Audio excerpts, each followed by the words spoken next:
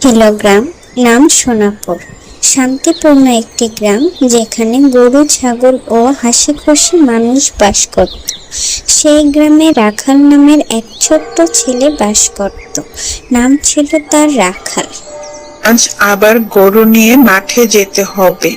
আকাশটা বেশ পরিষ্কার লাগছে।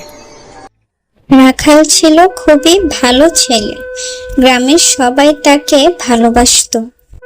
একদিন কোথা থেকে যেন কান্নার শব্দ শুনছি। আশেপাশে তো কাউকে দেখছি না। দেখি তো, ওই দিকে একটু। অনেক ব্যথা, অনেক ব্যথা, যন্ত্রণা করছে।